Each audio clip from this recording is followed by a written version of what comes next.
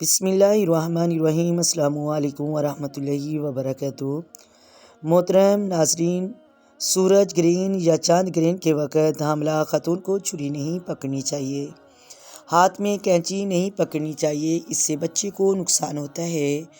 بچے کے اعضاء کٹے ہوئے پیدا ہوتی ہیں، ہونٹ اور ناک کٹا ہوا پیدا ہوتا ہے، اور اس طرح سورج اور چاند گرہن کے وقت حاملہ خاتون آگ کے قریب نہ جائے، پانی کے قریب نہ جائے، لیٹے نہیں، سوئے نہیں، چلتی پھرتی رہے۔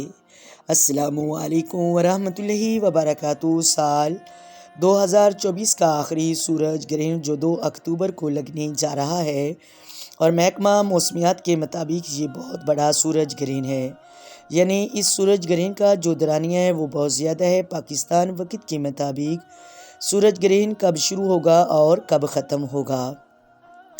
محترم ناظرین، میں آپ لوگوں کے ساتھ شیئر کرتی ہوں، اور ساتھ ہی ساتھ سورج گرہن کیوں لگتا ہے، سورج گرہن کے وقت ہمیں کیا کرنا چاہیے، خاص طور پر حاملہ خواتین کو کیا کرنا چاہیے، ان کے لیے کیا احتیاط ہے، وہ بھی میں آپ لوگوں کے ساتھ شیئر کرنا چاہتی ہوں۔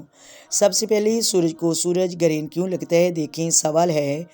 سائنس ہماری یہ رہنمائی کرتی ہے، سورج اور زمین کے درمیان جب چاند آ جاتا ہے تو سورج گرہن لگ جاتا ہے۔ سورج اور زمین کے درمیان جب چاند آ جائے تو سورج کی روشنی زمین پر نہیں پہنچ پاتی، تو سورج کو گرہن لگ جاتا ہے۔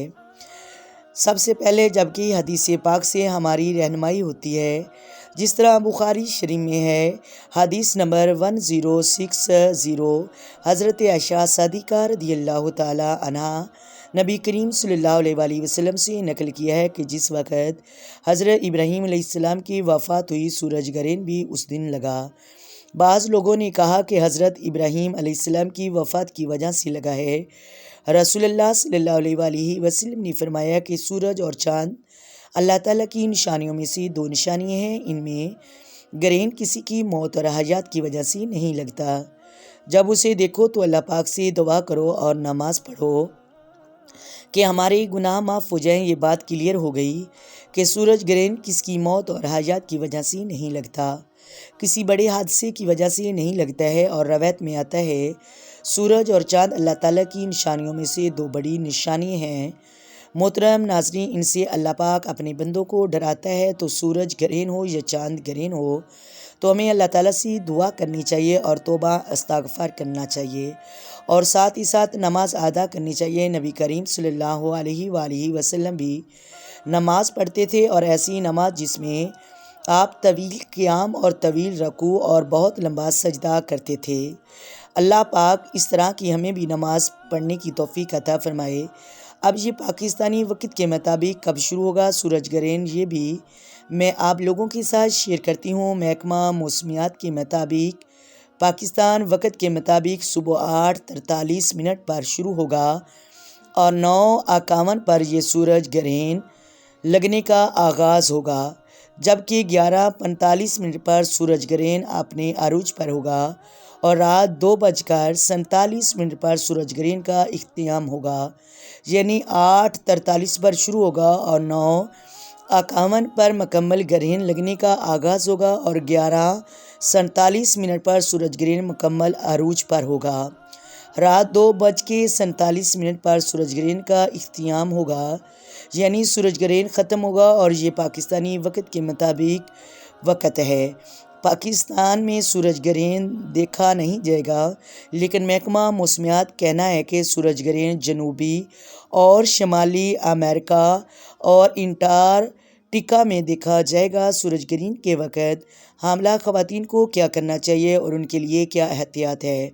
جیسے کہ کہا جاتا ہے کہ سورج گرہن کے وقت یا چاند گرہن کے وقت حاملہ خاتون کو پانی سے دور رہنا چاہیے، آگ سے دور رہنا چاہیے، کینچی نہیں پکڑنی چاہیے، اس سے بچے کو نقصان ہوتا ہے۔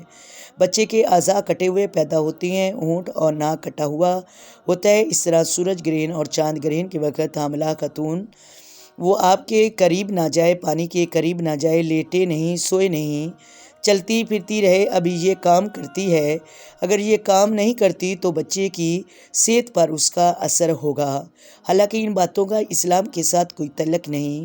نبی کریم صلی اللہ علیہ وآلہ وسلم کی ظاہری حیات میں بھی سورج کو گرہن لگا، چاند کو گرہن لگا، لیکن آپ صلی اللہ علیہ وآلہ وسلم نے اس طرح کی کوئی بات نہیں کی، حاملہ خواتین کے لیے بیان نہیں فرمائی۔ تو یہ جو بات ہے غیروں کے ذریعے ہمارے اندر داخل ہوتی ہے، سائنس کہتی ہے کہ سورج گرہن سے حاملہ خواتین کا کوئی تعلق نہیں۔ اللہ تعالیٰ جس کو چاہے جیسے ہی مرضی چاہے پیدا کرے، جس طرح کا پیدا کرے، یہ اللہ کی چاہت ہے۔ اپنا عقیدہ مضبوط کرنا چاہیے۔ یہ بات غیروں سے ہمارے اندر داخل ہوتی ہیں، اور گھر کے جو بزرگ خواتین ہیں ان کی طرف سے یہ تمام سختیاں جو گھر میں حاملہ خواتین ہوتی ہیں، پریگننٹ خواتین ہوتی ہیں، ان پر یہ سختیاں آتی ہیں۔ محترم ناظرین، وہ حمل کی وجہ سے مشکلات سے گزر رہی ہوتی ہیں، اور اوپر سے یہ آزمائش آ جاتی ہے۔ اس پر یہ بڑی آزمائش ہے، سورج گرہن لگ جائے یا چاند گرہن لگ جائے تو وہ لیٹ نہیں سکتی، چل پھر نہیں سکتی، کام نہیں کر سکتی۔ تو اس طرح کی کوئی بات نہیں۔ محترم ناظرین، دین اسلام میں موجود نہیں ہے، اور اس طرح کی باتوں سے ہمیں بچنا چاہیے، اور یہ تمام باتیں غیروں سے داخل ہوتی ہیں۔ آئیں مل کر آقا دو عالم نور مجسم سرور کائنات صلی اللہ علیہ وآلہ وسلم کی ذات پر درود و سلام پڑھیں۔ الصلاۃ والسلام علیک یا سیدی یا رسول اللہ، الصلاۃ والسلام علیک یا سیدی یا حبیب اللہ، الصلاۃ والسلام علیک یا سیدی یا نبی اللہ، وعلی آلک وصحابک یا سیدی یا محمد رسول اللہ۔ محترم ناظرین، اگر ویڈیو اچھی لگے تو ویڈیو کو لائک کریں، ویڈیو کو شیئر کریں، چینل کو سبسکرائب کریں، دعاؤں میں یاد رکھیں۔ اللہ حافظ جی۔